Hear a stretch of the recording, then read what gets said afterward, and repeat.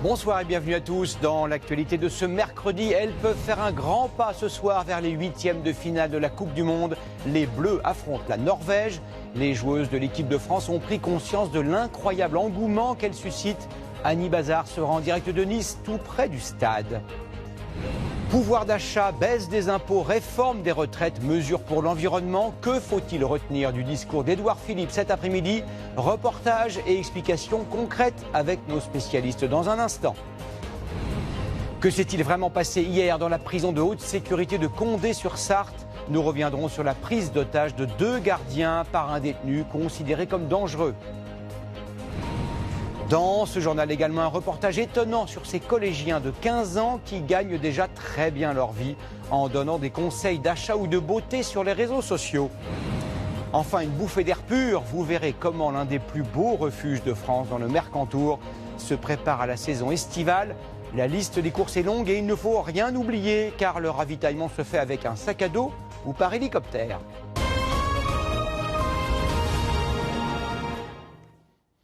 Elles ont fait une entrée tonitruante dans la compétition en marquant 4 buts devant 10 millions de téléspectateurs. Les joueuses de l'équipe de France de football disputent dans une heure leur deuxième match contre la Norvège. La rencontre a lieu à Nice. Les supporters de tous âges rencontrés par Florence Lecnec sont très motivés. Allez les Bleus! À guichet fermé et en famille, c'est comme ça qu'ils vont vivre le match France-Norvège ce soir. C'est bien ou pas? Oui! Ouais? Oui, surtout quand c'est la France. Autour du stade niçois, on tente de tromper son impatience. Il y a donc l'option taper dans le ballon et surtout inventer des chansons. Après, je sais pas. Elles ne sont pas encore toutes terminées, mais toutes sont composées avec le même enthousiasme, quitte à déjà frôler l'extinction de voix. On amène notre petite contribution à la victoire, on les pousse tout le temps. Qu'elles aient la gagne et qu'elles aillent en finale, voilà, c'est tout ce qu'on leur demande, voilà. Drapeau géant suspendu au bout d'une canne à pêche, chaque supporter veut trouver son astuce pour soutenir une équipe qui compte de nouveaux convertis. C'est une grande première pour moi. Je suis jamais allé voir un match de foot, ni les hommes, ni les filles. Donc là, ça va être un baptême pour le match des filles. Petite révision des noms de l'équipe.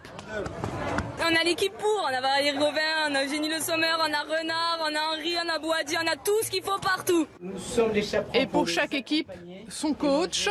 Dans les coulisses du match France-Norvège, 22 enfants un peu tremblants écoutent eux aussi les dernières consignes, car c'est à eux que doit revenir la mission de conduire les joueuses sur le terrain, main dans la main pour un dernier encouragement. Grosse pression? Oui. Depuis au moins 2-3 jours, elle ne dort pas, elle mange mal, elle est surexcitée. Ornella se tient donc prête à tenir son rôle et elle croit fermement à la victoire. Aucune raison de ne pas satisfaire ce rêve d'enfant. L'autre grand titre, c'est bien sûr la déclaration de politique générale d'Édouard Philippe. Le Premier ministre a obtenu, il y a un peu moins d'une heure, la confiance de l'Assemblée. 363 voix pour, 163 voix contre. Édouard Philippe a fait beaucoup d'annonces sur lesquelles nous allons revenir en détail. Tout d'abord, concernant vos impôts, ils vont baisser, mais pas pour tout le monde. Êtes-vous concernés et pour quel montant? Valentin Després et Julien Bervilliers. Première mesure fiscale en faveur des contribuables, la baisse de l'impôt sur le revenu. Elle concerne d'abord la première tranche d'imposition, soit 12 millions de foyers. Si vous gagnez entre 9 965 et 27 519 euros par an, vous serez moins imposé, 350 euros d'économie en moyenne chaque année. On me donne en plus C'est pas mal, c'est un début. Chaque euro compte dans cette tranche-là, donc oui, c'est un bon signal. C'est un bon signal, ça montre qu'il y a quand même une ouverture à la discussion et aussi à des efforts qui peuvent être faits par le gouvernement. La deuxième tranche d'imposition sera aussi modifiée. Si vous touchez entre 27 520 et 73 779 euros par an, le gouvernement promet 180 euros d'économie. Cela concerne cette fois 5 millions de foyers fiscaux. Autre mesure en faveur du pouvoir d'achat, la suppression de la taxe d'habitation sur la résidence principale pour tous les Français. Pour 80% des ménages, l'exonération sera totale en 2020. Pour les 20% les plus aisés, ce sera plus tard, entre 2021 et 2023. Pour cette avocate fiscaliste, elle s'interroge. La question qui se pose, c'est que là, effectivement, donc c'est une baisse de recettes pour l'État. Donc, où est-ce qu'on va aller trouver le financement pour pouvoir, en fait, financer ces cadeaux qui sont faits d'un point de vue fiscal aux contribuables? Ces réformes fiscales seront inscrites au prochain projet de loi de finances. Le Premier ministre qui a donc évalué très précisément la baisse des impôts et donc l'augmentation du pouvoir d'achat pour les Français. Écoutez-le, les mots sont importants. Nous avons donc décidé d'une baisse d'impôts historique. Au total, sur l'ensemble du quinquennat, les impôts des ménages baisseront de près de 27 milliards d'euros. Bonsoir mon cher François. Bonsoir Gilles. Quand un Premier ministre dit, et il a dit tout à l'heure, que c'est clair, net et massif, est-ce que c'est incontestable? Écoutez, j'ai refait les comptes. Quand on additionne toutes les mesures fiscales, celles qui sont appliquées déjà et celles qui sont à venir, on arrive à un solde de baisse d'impôts de 23 milliards d'euros sur le quinquennat pour les ménages. L'essentiel de cette somme, comme on l'a vu, c'est la suppression de la taxe d'habitation qui est en cours et puis la baisse de l'impôt sur le revenu qui est à venir. Alors attention, il faut comparer ces 23 milliards d'euros à l'ensemble des impôts, des cotisations et des taxes payées chaque année en France, c'est-à-dire 1050 milliards d'euros. Pardonnez-moi François, vous venez de nous donner un chiffre, 23 milliards. Édouard Philippe à l'instant en donne un autre, 27. Qui doit accorder ces violons avec qui? Il y a une petite exagération de la part du Premier ministre parce qu'il rajoute à son décompte 4 milliards d'euros de mesures qui n'interviendront qu'après la fin du quinquennat, en 2022 et en 2023. Et juste une petite question terre à terre, comment le gouvernement va-t-il trouver cet argent? Alors sur ce sujet, le Premier ministre avait oublié sa calculette. On a entendu des bonnes intentions, mais pas de précision. En 2019, cette année, les mesures seront largement financées par le déficit budgétaire, c'est-à-dire par la dette. Merci beaucoup François. Édouard Philippe qui a également donné des précisions sur ce qu'on appelle la prime Macron, celle qui a été versée en début d'année à 2 millions de salariés. Elle va être reconduite l'an prochain, elle sera toujours défiscalisée dans la limite de 1 000 € par personne. Autre déclaration qui a retenu toute notre attention, et la vôtre, celle qui concerne les retraites. Édouard Philippe a confirmé que l'âge de départ légal, ou plutôt théorique, est bien maintenu à 62 ans, mais il a aussi utilisé un terme ambigu, ce qu'il appelle un âge d'équilibre, pour inciter les Français à travailler plus longtemps. Qu'est-ce que cela signifie concrètement, Justine Corbillon? Le Premier ministre l'a confirmé, il ne touchera pas à l'âge légal de départ à la retraite. Et pourtant, quand on écoute Édouard Philippe... Nous devons travailler plus longtemps. C'est la clé de la réussite du pays. Du coup, le gouvernement invente un nouveau concept, l'âge d'équilibre. On vous explique.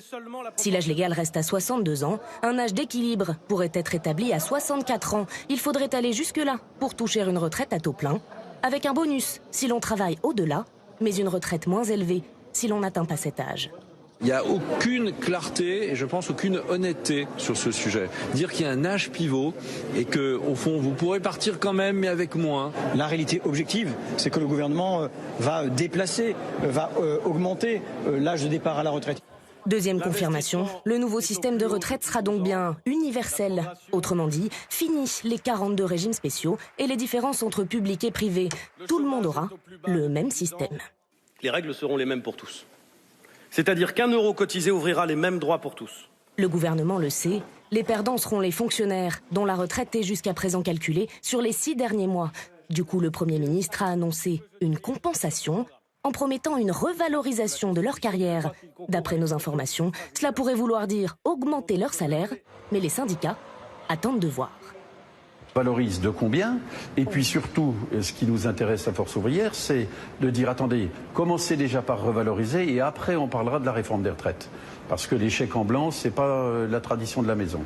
Le texte de loi devrait être présenté d'ici la fin de l'année, mais sa mise en œuvre ne devrait pas intervenir avant 2025. Concernant l'emploi maintenant, Édouard Philippe a confirmé ce que nous vous annoncions hier soir. Un système de bonus-malus sanctionnera les entreprises qui ont trop souvent recours aux contrats courts. Il s'appliquera aux 5 ou 10 secteurs qui, dit-il, génèrent de la précarité. En clair, l'hôtellerie, la restauration, la santé ou encore les arts et les spectacles.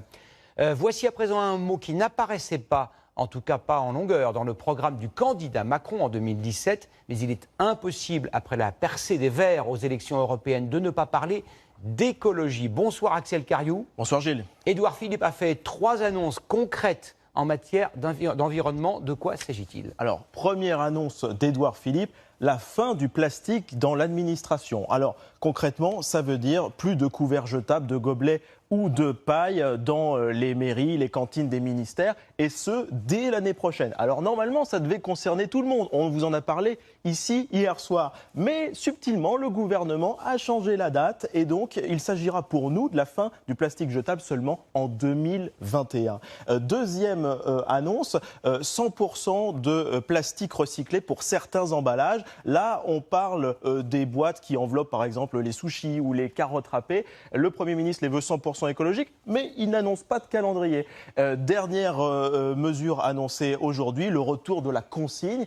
Un peu comme dans les années 80, vous allez pouvoir rapporter vos bouteilles en plastique ou vos canettes en aluminium au magasin, en échange de quoi on vous rendra quelques centimes. Le but, c'est de favoriser le tri sélectif. Vous voyez, on n'a pas encore beaucoup d'informations, mais on devrait en avoir très vite, puisqu'un projet de loi est annoncé dès le mois prochain. Merci beaucoup, Axel. Autre annonce faite cet après-midi devant les députés, l'extension de la procréation médicalement assistée aux couples de femmes et aux femmes célibataires. Le projet de loi sera examiné dès la fin septembre, dans quelques mois donc. Jusqu'à présent, la PMA est réservée aux seuls couples hétérosexuels. Gonéel Bellec. Si la loi est votée, les femmes homosexuelles et les femmes célibataires pourront donc bénéficier de la PMA, la procréation médicalement assistée. Aujourd'hui, elles sont des milliers à partir à l'étranger, comme cette femme qui par 2 fois a eu recours à une PMA en Belgique. Ça va être la possibilité enfin de fonder une famille dans un cadre protecteur en France. Actuellement, la grosse difficulté, c'est déjà que ça coûte cher, mais aussi ça pose des soucis de santé parce qu'en fait, vous n'êtes pas suivi par votre médecin habituel. C'est une avancée majeure pour les droits des femmes. Cette PMA est aujourd'hui réservée aux seuls couples hétérosexuels, en cas d'infertilité ou de risque de transmission de maladies graves. Cette promesse de campagne du candidat Macron est aussi un sujet qui divise. Les opposants au mariage pour tous se disent prêts à redescendre dans la rue. Là, de manière volontaire, de manière délibérée, parfaitement injuste, eh bien, on envisage de priver définitivement des enfants de père. Je peux vous confirmer, oui, qu'il y aura aussi une mobilisation immense. Le gouvernement a déjà indiqué qu'il n'est pas question de légaliser la gestation pour autrui, c'est-à-dire le recours aux mères porteuses. Édouard Philippe a-t-il pu et a-t-il su convaincre les Français? Débat et réaction dans le grand dossier d'Hélène Lecomte. C'est à partir de 20h50 sur LCI, sur le canal 26. L'actualité de ce mercredi, c'est aussi la colère et la détresse des surveillants pénitentiaires de la prison de Condé-sur-Sarthe dans l'Orne. Le personnel a décidé de cesser le travail quelques heures après la prise d'otage survenue hier soir. 2 gardiens ont été longuement séquestrés par un détenu. L'établissement est pourtant considéré comme le plus sécurisé de France. Thibaut Malandrin et Antoine Delcourt. La prise d'otage aura duré près de 5 heures.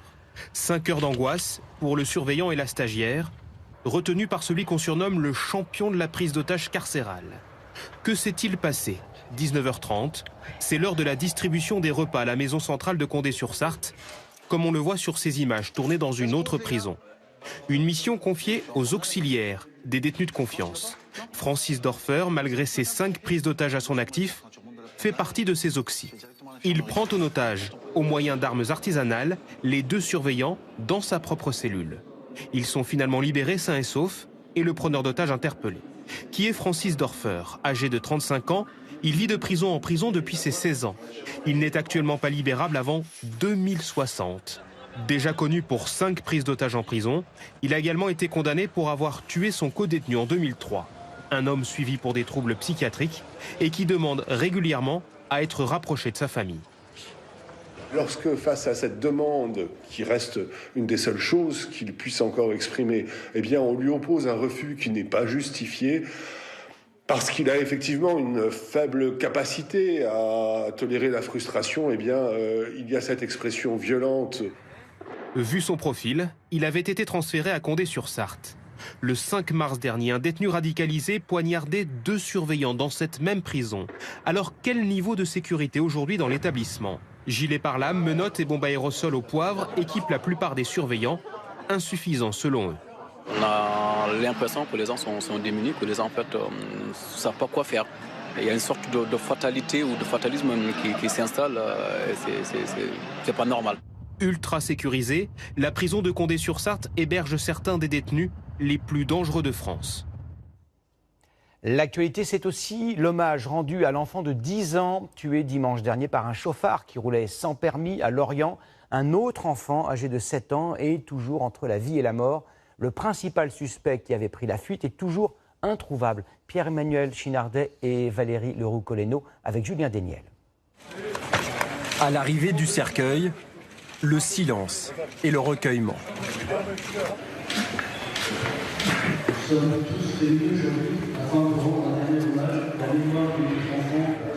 Ce matin, la cérémonie religieuse a réuni plusieurs centaines de personnes, des membres de la communauté turque, de nombreux habitants du quartier et de la ville de Lorient. On est triste, on ne peut pas parler trop. On est là pour vraiment s'aider. Les fugitifs sont toujours traqués, sont toujours recherchés. Maintenant, il faut qu'ils se rendent, il faut qu'ils participent au deuil des parents. Mais ce soir, le couple est toujours en fuite, malgré plus de 200 appels reçus par les enquêteurs partout en France. Kylian, le conducteur âgé de 20 ans, sans permis, sans emploi, est connu des services de police pour des petits délits. Gaëlle a 21 ans, elle est vendeuse dans un magasin de vêtements de ce centre commercial de Lorient. Mais dans cette cavale, quel est son rôle précis? Est-elle complice ou victime? Est-elle sous emprise? Ce sont les questions des proches de la jeune fille. À Kévin, là où elle habite, ceux que nous avons rencontrés n'ont pas souhaité s'exprimer. Ils espèrent, je cite, la retrouver au plus vite. Sur les lieux de l'accident, fleurs et messages s'amoncellent. Le deuxième garçon, âgé de 7 ans, est toujours à l'hôpital de Brest, dans un état stable. Demain, une marche blanche est prévue en hommage aux deux cousins.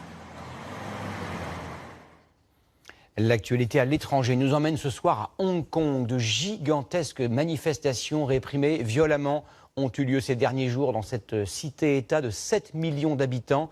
Les manifestants protestent contre un projet qui permettrait au gouvernement de Hong Kong d'extrader des ressortissants de ce territoire semi-autonome et démocratique vers la Chine communiste. Le projet a pour l'instant été reporté à une date ultérieure. Retour en France, vous vous souvenez sans doute de la crise des prix agricoles. Il s'était effondré, provoquant la faillite de nombreux agriculteurs, des producteurs de viande et de lait notamment. Une loi a été adoptée l'automne dernier. Elle devait leur permettre de mieux vivre en augmentant les prix. Cela a-t-il eu des conséquences sur les prix dans les supermarchés? C'est l'objet de l'enquête de Maud Gatineau, Bertrand Lachat et Johan Engen. Dans les rayons des supermarchés, les clients ne semblent pas avoir été très chamboulés par la loi alimentation. Là, pour le moment, non, j'ai pas vu énormément de différence. Plus cher, non. Non, j'ai pas l'impression d'en avoir pour plus cher. Rien de surprenant. Avec cette loi, certains produits de grandes marques ont vu leur prix augmenter. Alors pour compenser, la grande distribution en a baissé d'autres. Pas de grande différence donc pour notre portefeuille. Globalement, voilà comment se construisent les prix de ce que l'on mange. La grande distribution négocie ses prix directement avec les industriels et c'est souvent après ces négociations que sont définis les revenus des producteurs. L'idée de la loi alimentation, c'est de changer un peu tout cela pour donner plus de rémunération aux agriculteurs. Sauf que dans la réalité, c'est très difficile à appliquer. Aujourd'hui, vous êtes dans une totale contradiction entre ce souhait de monter les prix pour une meilleure rentabilité du monde industriel et agricole et ce souhait des consommateurs de vouloir acheter au prix le plus bas. Le contexte économique est tendu. Alors cette année encore, malgré cette loi, les négociations ont été difficiles. Face à la grande distribution, les industriels ont dû encore baisser leurs prix. On vend de moins en moins cher l'agroalimentaire à nos clients distributeurs. On se retrouve dans une situation quasiment identique sur le fond à ce qui se passait avant. Et les agriculteurs alors, gagnent-ils plus d'argent? Difficile à dire. Aucune filière agricole ne ressent encore le bénéfice de cette loi, sauf peut-être les producteurs laitiers. Au niveau des laitières, 31 litres à peu près. 31 litres, Après des années très compliquées, ils retrouvent un peu le sourire, même s'il y a encore beaucoup à faire. Au niveau des producteurs, aujourd'hui, on n'est pas encore sur une retombée forte. On va être sur l'année 2019 environ à 36 centimes le litre de lait. Mais pour bien aller, il faudrait qu'on arrive à aller à 39 voire 40 centimes. Centime après centime, il faudra sans doute des années pour que la loi alimentation porte ses fruits et offre vraiment également un meilleur revenu aux agriculteurs. Ils ne sont pas chanteurs, ni comédiens, ni même footballeurs, et pourtant ils comptent des millions d'admirateurs, en franglais de followers, sur les réseaux sociaux. Ces adolescents qui sont encore au collège sont payés plusieurs milliers d'euros par mois pour donner des conseils de beauté ou donner leur avis sur une marque. Qui sont ces influenceurs en herbe? C'est notre grande enquête et elle est grand format, signée Mathieu Poissonnet, Stéphane Deperroy et Sébastien Madoiseau. À première vue, Paola, 15 ans, est une lycéenne, tout ce qu'il y a de plus normal. J'appelle des potes, je réponds aux messages, je vais sur Instagram, sur Twitter, etc. En cours, je peux pas trop regarder parce que sinon la prof elle me crame. Du coup, je regarde après les cours. Des messages, elle en reçoit par centaines, car certes, elle est en seconde générale, dans un lycée parisien, mais c'est aussi une vraie star du web. Donc voilà, je pense que ça va vous plaire. Pour ceux qui connaissent pas Ils sont 1 million à suivre tout ce qu'elle fait chaque jour. C'est parti. Les marques raffolent de ces adolescents influenceurs, alors Paola ne paye plus rien. Ça par exemple, je l'ai gratuitement. Ces chaussures aussi. Ça. Cette notoriété, elle l'a construite toute seule, dès 11 ans, grâce à de courtes vidéos sur Internet. Qu'est-ce que je raconte? Depuis, elle partage ses musiques préférées, le maquillage qu'elle affectionne, J'ai Elisabeth qui me dit t'as l'air hyper drôle. où elle répond simplement aux questions des internautes. Ça, c'est un avis propre à chacun. Et un vrai job, je veux dire, à des moments, je me réveille à 8h du matin, je peux finir mes journées jusqu'à 23h à monter des vidéos, à faire des tournages. Influenceur, un vrai job? En tout cas, ça rapporte.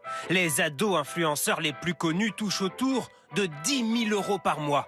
Alors ils sont nombreux à rêver de devenir la nouvelle mascotte d'Instagram ou la starlette de YouTube. Pour les aider, Nicolas Kern a même créé une formation, la seule en France. Le like, il vaut plus rien. Maintenant, c'est vraiment les commentaires et les messages privés qui vont te faire remonter sur Instagram. J'échange de plus en plus avec mes followers et j'ai vraiment réussi à créer un petit peu ma propre communauté. Grâce au conseil de son coach, en à peine 6 mois, Anaïs, 30 ans, qui partage des recettes véganes et des leçons de gymnastique depuis quelques années déjà, a gagné 7000 abonnés. Et en fait, elle stagnait, elle n'arrivait plus à progresser. Et son compte était très large, ça veut dire qu'elle parlait de beaucoup de thématiques, mais il n'y avait pas de fil conducteur, il n'y avait pas d'univers précis. Retrouvons Paola. Fini les séances photos improvisées dans sa chambre. Il y a ça et ça. Avec ça, c'est les façons de jogging. Ça, je préfère. Tu préfères? Désormais, les marques la payent directement pour qu'elle porte leurs vêtements. Tu sais comme on avait fait la dernière fois, tu te mets... Et elle n'est plus seule, mais entourée d'une styliste, d'un photographe et même d'un agent. Paola, c'est un profil qui plaît énormément aux marques. Elle a ce côté un peu urbain, elle représente vraiment la jeunesse actuelle.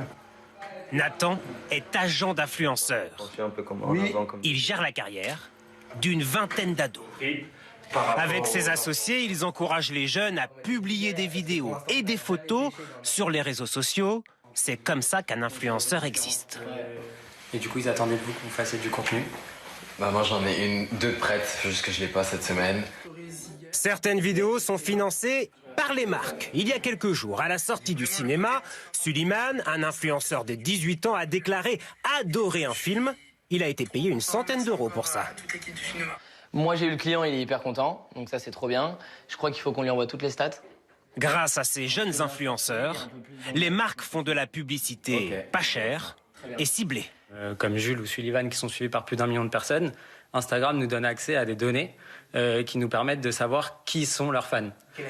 Quel âge ils ont, d'où est-ce qu'ils viennent géographiquement parlant, la démographie de toute leur communauté. Et aujourd'hui, les marques, c'est ce qu'elles cherchent.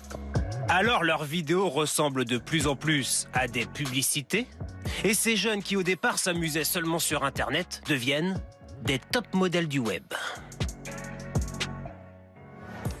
À ce stade du journal, que diriez-vous d'une petite devinette? À votre avis, pour quelle raison un Argentin a-t-il été contraint par la justice de verser 157 000 euros à son ex-épouse?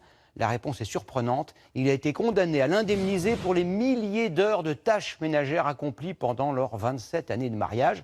Alors nous nous sommes demandé si nous-mêmes étions irréprochables en matière d'égalité homme-femme. Marie Croxel et Bruno Poisoy. Bon, je vais préparer à manger.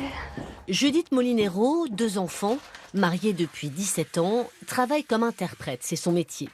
Mais comme beaucoup de femmes, une fois rentrée chez elle, une autre journée commence. Quand je rentre du travail, c'est moi qui cuisine, c'est moi qui vais faire les courses, c'est moi qui prépare les menus de la semaine. Je dois m'occuper des rendez-vous des enfants, de toute l'intendance de la maison, sans compter la machine à laver le linge. Pour toutes ces tâches, Judith ne perçoit évidemment pas un sou.